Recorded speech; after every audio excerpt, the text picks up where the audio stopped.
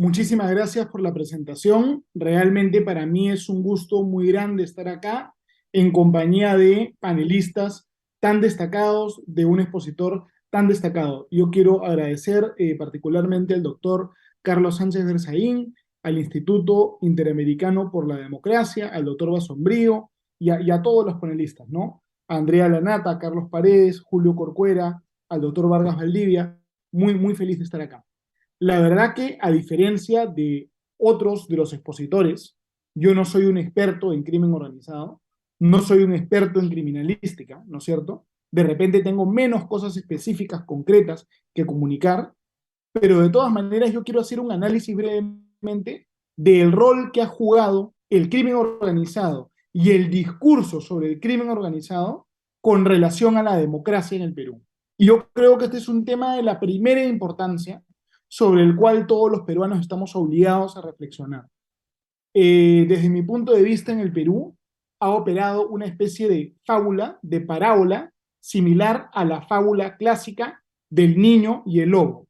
En esta fábula del niño y el lobo, o del pastor y el lobo, el pastor todo el rato bromeaba o mentía sobre la existencia del lobo.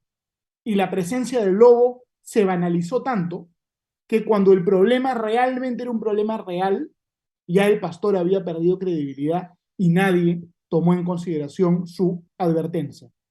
Yo creo que eso es lo que ha ocurrido en el Perú. En el Perú no hemos empleado el término organización criminal o crimen organizado con cuidado.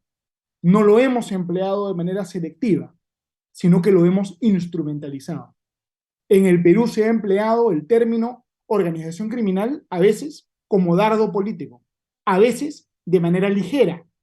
El gobierno le decía a la oposición que era una organización criminal y la oposición le decía al gobierno que era una organización criminal.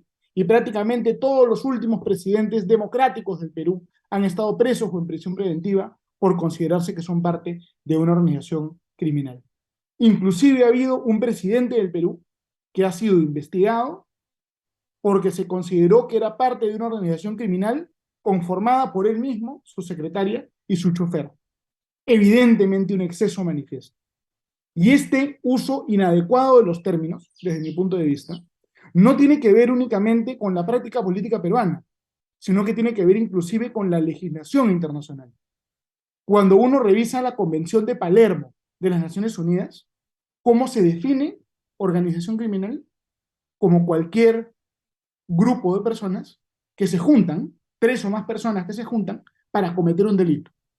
¿Es realmente esa una definición apropiada de crimen organizado? ¿O deberíamos tener una definición de repente más precisa? ¿No deberíamos concentrarnos en las organizaciones peligrosísimas para la democracia que comentaba el doctor Basombrío? La minería ilegal, la tala ilegal, el tráfico de personas, en lugar de instrumentalizar y en el fondo banalizar este concepto de organización criminal. La definición de la Convención de Palermo es replicada por el Código Penal peruano. Como consecuencia de esta definición, desde mi punto de vista, imprecisa, se ha considerado a partidos políticos, a los principales partidos políticos del Perú, organizaciones criminales, sin que necesariamente haya evidencia para afirmarlo. Y no me estoy refiriendo al partido político Perú Libre, ¿no? Me estoy refiriendo a otros, ¿no? A el partido político Fuerza Popular, al partido político Peruanos por el Cambio, al partido político del señor Ollantaytamala y a varios más, ¿no? A varios más. Entonces, los peruanos tenemos que, pienso yo, aprender la lección. Porque los últimos años, el uso del término organización criminal como dardo político ha sido tan libérrimo, tan poco reflexionado, que cuando de verdad se presentó el riesgo de que una organización criminal capture el Estado, mucha gente ya no creyó, mucha gente ya no escuchó. Se consideró que esto era un tema de discurso político. Doctor Gersi, le queda un minuto. ¿Cómo no? Ya voy terminando.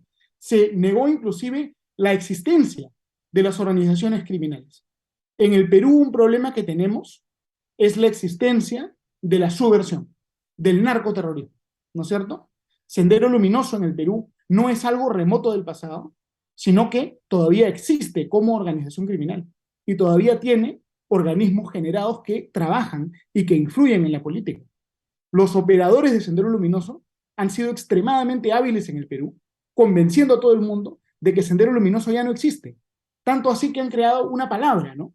El que denuncia la existencia de estos grupos criminales, ahora le ponen la palabra de que es un terruqueador, de que es terruqueo, de que Sendero ya no existe, ¿no es cierto? De que los grupos vinculados a Sendero ya no existen. Y si lo denuncias, eres, entre comillas, un terruqueador, ¿no es cierto? Se niega sistemáticamente la existencia de las organizaciones criminales en la política como consecuencia del mal uso que se le ha dado en el pasado a este término de organización criminal.